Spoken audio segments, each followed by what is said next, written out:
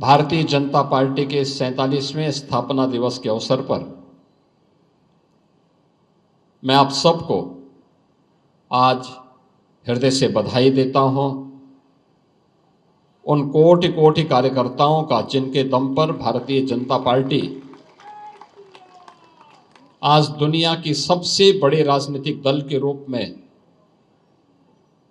बिना रुके, बिना डिगे, बिना थके राष्ट्र निर्माण की अपनी अभियान को मजबूती के साथ आगे बढ़ा रही है। ऐसे उन कोटि कोटि कार्यकर्ताओं का मैं हृदय से अभिनंदन करता हूं, उनका स्वागत करता हूं। मैं इस अवसर पर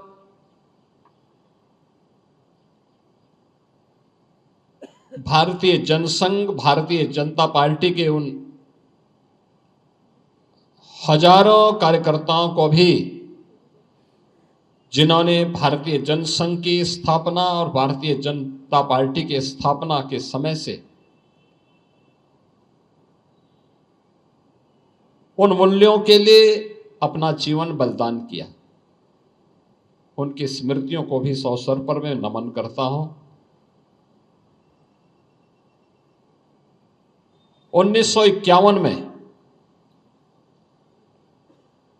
डॉक्टर श्यामा प्रसाद मुखर्जी इस राजनीतिक परंपरा के पहले अध्यक्ष के रूप में इन्होंने इस राजनीतिक यात्रा को आगे बढ़ाया। उस समय उन्होंने देश की अखंडता को सबके सामने रखा, एक नारा दिया था, कांग्रेस नेतृत्व की सरकार ने जो देश के साथ आजादी के बाद से ही विश्वासघात करना प्रारंभ किया था, ये विश्वासघात हर स्तर पर, देश के अंदर ही परमिट सिस्टम लागू किया गया, जम्मू कश्मीर को अलग स्टेटस दे दिया गया, शेष भारत के लोग परमिट लेकर के वहां जाएंगे। पूर्वोत्तर के राज्यों में भी कुछ जगहों पर यह व्यवस्था लागू की गई। पहली बार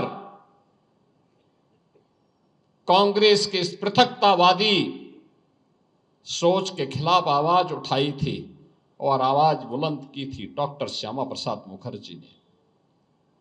उन्होंने नारा दिया था कि एक देश में दो प्रधान, दो निशान, दो विधान नहीं चलेंगे और डॉक्टर श्यामा प्रसाद मुखर्जी ने अपने आप को इसके लिए बलिदान कर दिया। याद करिए डॉक्टर श्यामा प्रसाद मुखर्जी का यह बलिदान जो देश की एकता के लिए, भारत की अखंडता के लिए था।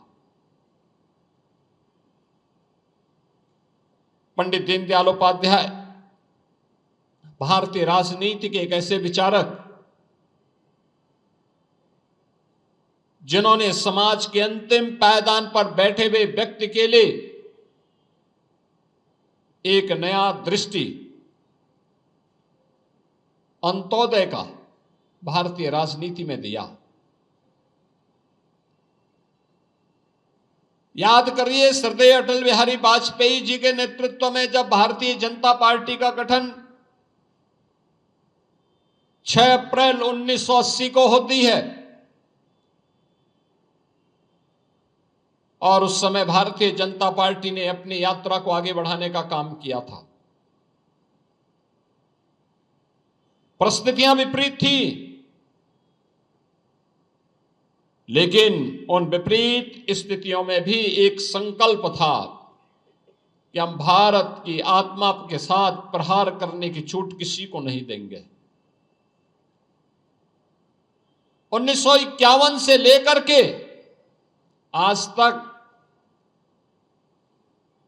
भारत के अंदर कोई एक ऐसा राजनीतिक दल जो राजनीतिक दल मूल्य और सिद्धांतों पर आधारित होकर के कार्य कर रहा है, जिसने जीवन के कुछ मूल्य निर्धारित किए हैं, कुछ आदर्श अंगीकार किए हैं, उससे इतर उसे स्वीकार्य नहीं, और वह अनवरत रूप से अपनी यात्रा को आगे बढ़ा रहा है।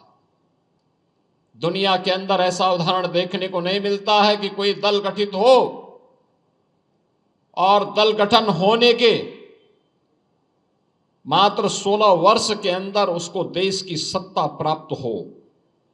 यह देश की जनता के टूट निष्ठा का परिणाम है कि जिन मूल्यों और जिन आदर्शों को लेकर के भारतीय जनता पार्टी का गठन हुआ,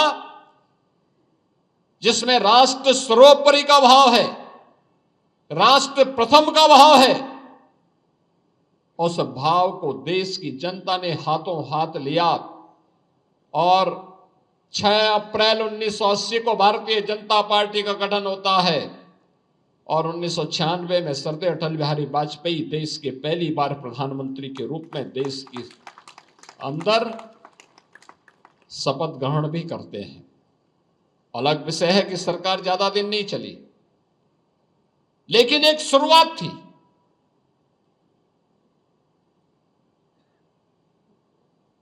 स्थापना के 18 वर्ष में अटल बिहारी वाजपेयी जी देश के अंदर दूसरी बार प्रधानमंत्री के रूप में फिर शपथ लेते हैं और शपथ लेने के बाद 6 वर्ष तक उन्होंने सरकार चलाई। पंडित दीनदयाल उपाध्याय जी के सपनों को साकार करते हुए अंत्योदय की बात की, ग्रामीण भारत के विकास की बात की,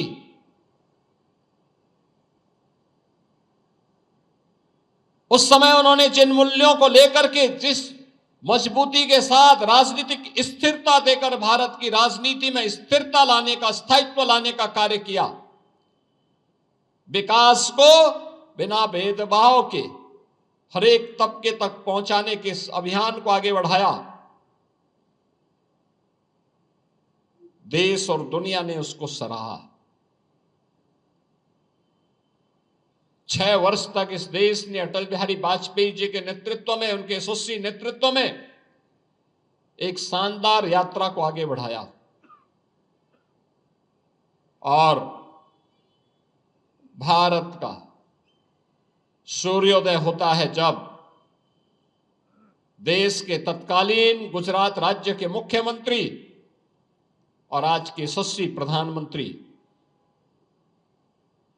श्री नरेंद्र मोदी जी जब देश के अंदर प्रधानमंत्री पद की शपथ लेते हैं तो देश ही नहीं पूरी दुनिया के अंदर एक नया संकल्प गूंजा था। हर व्यक्ति के चेहरे पर एक नई चमक देखने को मिली थी।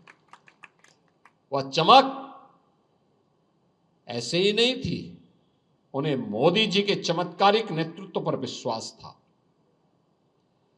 उन्हें इस बात पर विश्वास था कि मोदी जी आए हैं, कुछ नया जरूर करेंगे। एक शानदार यात्रा को आगे बढ़ाया और भारत का सूर्योदय होता है जब देश के तत्कालीन गुजरात राज्य के मुख्यमंत्री और आज के यशस्वी प्रधानमंत्री श्री नरेंद्र मोदी जी जब देश के अंदर प्रधानमंत्री पद की शपथ लेते हैं तो देश ही नहीं पूरी दुनिया के अंदर एक नया संकल्प गूंजा था। हर व्यक्ति के चेहरे पर एक नई चमक देखने को मिली थी। वह चमक ऐसे ही नहीं थी, उन्हें मोदी जी के चमत्कारिक नेतृत्व पर विश्वास था।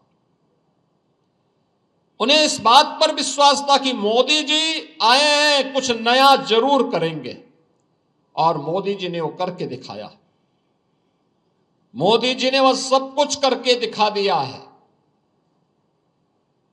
पंडित दीनदयाल उपाध्याय के अंत्योदय के सपने को, हर गरीब को राशन मिलना है, हर हाथ को काम मिलना है, हर खेत को पानी मिलना है, हर नौजवान के लिए रोजगार की गारंटी देनी है। आज ये सभी योजनाएं देश के अंदर समान रूप से लागू हैं। कोई सोचता था एक गरीब के घर में शौचालय बनेगा, एक गरीब को फ्री में आवास की सुविधा का लाभ मिलेगा। कोई सोचता था एक गरीब गृहिणी को फ्री में रसोई गैस का कनेक्शन मिल पाएगा। कोई सोचता था कि गरीब के घर में भी दुधिया लाइट वाला एलईडी बल्ब चमकेगा। कोई सोचता था कि देश के 80 करोड़ लोगों को फ्री में राशन की सुविधा का लाभ मिलेगा। और कोई सोचता था कि देश के अंदर 50 करोड़ लोगों को आयुष्मान भारत में 5 लाख रुपए का प्रतिवर्ष स्वास्थ्य की सुविधा प्राप्त होगी। पंडित दीनदयाल उपाध्याय के सपने को साकार किया श्री नरेंद्र मोदी जी ने। यह कार्य हम सब ने अपनी आंखों के सामने देखा है।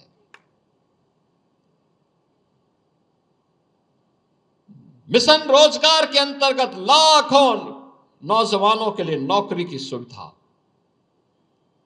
ये सपना आज हम साकार होते हुए देख रहे हैं।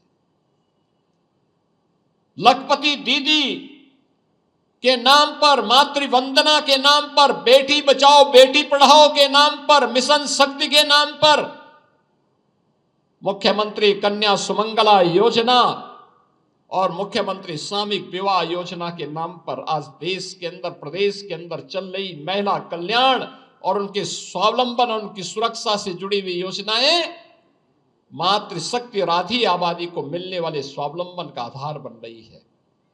नारी शक्ति वंदन अधिनियम पारित होगा, ये कल्पना थी, आज वह साकार हुआ है।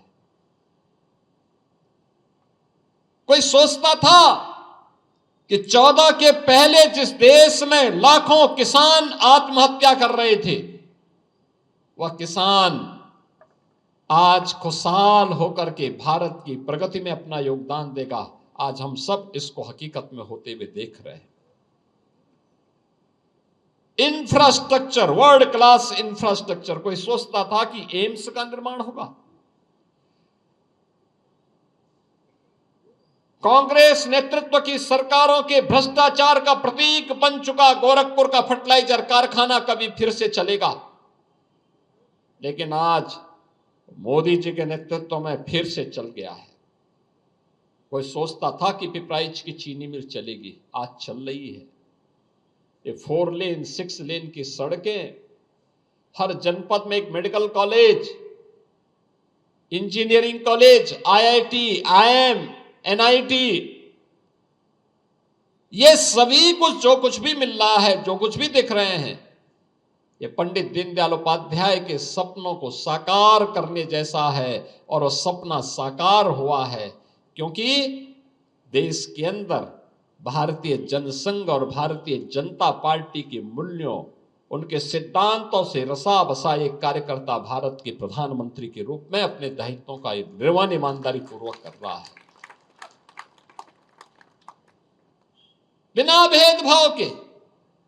न किसी की जाति देखना है, न किसी का क्षेत्र देखना है, न किसी की भाषा देखनी है। सबका साथ और सबके विकास के भाव के साथ योजना का लाभ सबको मिलना है, लेकिन तुष्टीकरण किसी का नहीं करना है। यह भाव लेकर के सरकार कार्य कर रही है। यह सब हमने अपने आंखों के सामने देखा है, हम देख रहे हैं। पंडित दीनदयाल उपाध्याय जी का सपना स्वतंत्र भारत में मोदी जी के नेतृत्व में आज साकार हो रहा है।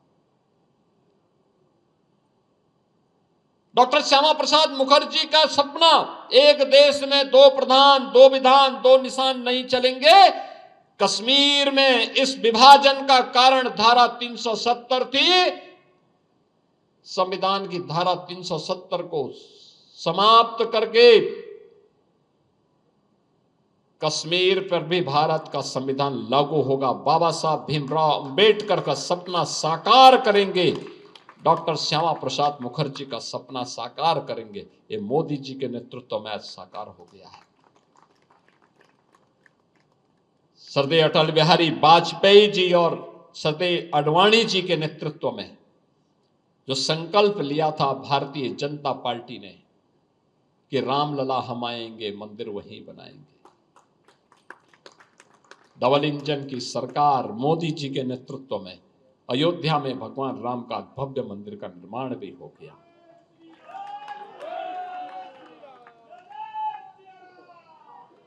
जो कहा सो करके दिखाया और जो किया वही बोला। कथनी और करनी में कोई अंतर नहीं, आचार और विचार में कोई भेद नहीं। उत्तर से लेके दक्षिण तक, पूरब से पश्चिम तक एक भारत श्रेष्ठ भारत की संकल्पना को आगे बढ़ा करके सब कुछ राष्ट्र के लिए। तेरा वैभव अमर रहे मां, हम दिन चार रहे न रहे इस भाव के साथ जिस दल ने अपनी इस यात्रा को यशस्वी ढंग से आगे बढ़ाया है वह दल है भारतीय जनता पार्टी। और भारतीय जनता पार्टी आज अपनी स्थापना का 47वां स्थापना दिवस आयोजित कर रहा है। ये मेरा सौभाग्य है कि मुझे गोरखपुर के कार्यकर्ताओं के साथ इस सम्मेलन को यहां पर इस कार्यक्रम में भागीदार बनने का अवसर प्राप्त हो रहा है। बहनों और भाइयों, जितना बड़ा दल आज आप देख रहे होंगे, ये यात्रा एक दिन की नहीं है, अनंत काल तक भारत की यात्रा के साथ भारतीय जनता पार्टी की यात्रा को बनाए रखने की इस अनवरत चलने वाली यात्रा को आगे बढ़ाने के लिए उस हर राष्ट्र भक्त को इसके साथ जुड़ना चाहिए जो चाहता है भारत विकसित भारत हो। एक भारत श्रेष्ठ भारत की संकल्पना को आगे बढ़ाने के लिए भारतीय जनता पार्टी आवश्यक है और भारतीय जनता पार्टी के लिए आप जैसे देवतुल्य कार्यकर्ता आवश्यक हैं। और इसलिए हम सबका यह दायित्व बनता है सामूहिक रूप से, व्यष्टि के लिए नहीं, समष्टि के लिए, व्यक्ति के लिए नहीं, पार्टी के लिए और पार्टी से ऊपर राष्ट्र के लिए हमारा जीवन समर्पित होगा। हम इसके लिए कार्य करेंगे और यही तो भारतीय जनता पार्टी और भारतीय जनसंघ के संस्थापकों ने यही तो प्रेरणा दी है, यही प्रेरणा दी है। जो कहा सो करके दिखाया। का इस देश में दो विधान, दो प्रधान, दो निशान नहीं चलेंगे, आज वो साकार हो गया है। भारत का तिरंगा, भारत का विधान, भारत का संविधान और भारत का प्रधान पूरे देश का प्रधान होगा। भारत का संविधान पूरे देश में लागू होगा। भारत का तिरंगा भारत की आन बान शान का प्रतीक है। कोई राज्य ये नहीं कह सकता कि हम इसको नहीं मानते। हर भारतवासी पर बराबर लागू होता है। ये सपना भारतीय जनता पार्टी ने साकार किया है, ये सपना साकार किया है। कोई ये नहीं कह सकता कि अयोध्या में राम मंदिर नहीं बनेगा। राम भक्तों का संकल्प है तो भारत की आस्था को सम्मान मिलना चाहिए। राम मंदिर का निर्माण हमारे लिए केवल जन्म एक मंदिर के निर्माण का नहीं है, ये भारत के राष्ट्र मंदिर के निर्माण का है। आकांताओं के गुलामी के चिन्हों को समाप्त करके नए भारत ने जिस संकल्प को आगे बढ़ाया है, गुलामी के चिन्हों को हम स्वीकार नहीं करेंगे, विरासत का अपमान नहीं होने देंगे और विरासत और विकास का एक बेहतरीन समन्वय करके नए भारत का निर्माण हम आत्मनिर्भर और विकसित भारत के रूप में करेंगे। और उस आत्मनिर्भर और विकसित भारत के लिए आज हम सब स्थापना दिवस के इस कार्यक्रम के साथ जुड़ रहे हैं। बहनों और भाइयों, भारतीय जनता पार्टी ने अनेक कठिनाइयों का सामना किया है, आपातकाल का मुकाबला किया है, राजनीतिक षड्यंत्रों का जवाब दिया है। डॉक्टर श्यामा प्रसाद मुखर्जी देश के लिए अपने आप को बलिदान कर दिए। पंडित दीनदयाल उपाध्याय जी के साथ क्या हुआ हर व्यक्ति जानता है, लेकिन तब भी बिना रुके, बिना डिगे, बिना झुके भारतीय जनता पार्टी की यात्रा आगे बढ़ रही है। जितना बड़ा संगठन होगा उतने ज्यादा चुनौतियां भी होंगी। याद रखना, चुनौतियां भी उतनी होंगी। भारत आगे बढ़ेगा, भारत के दुश्मन उसको स्वीकार नहीं कर पाएंगे, दुष्प्रचार करेंगे, तमाम प्रकार के षड्यंत्र करेंगे। उन सबकी परवाह के बगैर हमें इस यात्रा को एकजुट होकर के आगे बढ़ाना है और उस संकल्प के साथ हम सबको जुड़ना होगा। स्थापना दिवस से लेकर के 14 अप्रैल बाबा साहब भीमराव अंबेडकर की जयंती तक भारतीय जनता पार्टी ने कुछ कार्यक्रम तय किए हैं। ये कार्यक्रम अलग अलग दिन, अलग अलग उन कार्यक्रमों के साथ हम सबको जुड़ना होगा। आज हम सभी आए, हर कार्यकर्ता ने अपने अपने घर में भारतीय जनता पार्टी का झंडा अपने घर में लगाया, पार्टी के कार्यालय में भारतीय जनता पार्टी का झंडा लहराया। और अब 3 दिन का कार्यक्रम, हर स्तर का कार्यकर्ता, महानगर के कार्यकर्ता महानगर के अंदर, मंडल के कार्यकर्ता मंडल के अंदर, वार्ड के कार्यकर्ता वार्ड के अंदर और बूथ के कार्यकर्ता बूथ के अंदर एक रैली निकालें, पद यात्रा करें। धूप हो रही है तो सुबह और शाम निकालिए, 2-2 किलोमीटर की, 1-1 किलोमीटर की यात्रा, पद यात्रा निकलेगी। भारतीय जनता पार्टी जिंदाबाद। डॉक्टर श्यामा प्रसाद मुखर्जी अमर रहे, पंडित दीनदयाल उपाध्याय अमर रहे, अटल बिहारी वाजपेयी अमर रहे, नरेंद्र मोदी जिंदाबाद, भारतीय जनता पार्टी जिंदाबाद का नारा लगाते हुए पार्टी के पत्रक को घर घर पहुंचाइए। डबल इंजन सरकार की उपलब्धियों को घर घर पहुंचाने का काम करना होगा। यह अवसर है और इस दौरान अपने बूथ स्तर पर, अपने वार्ड स्तर पर स्वच्छता के बड़े कार्यक्रम को आगे बढ़ाना होगा। याद रखना, यह गंदगी बीमारी का कारण है। राजनीतिक गंदगी जैसे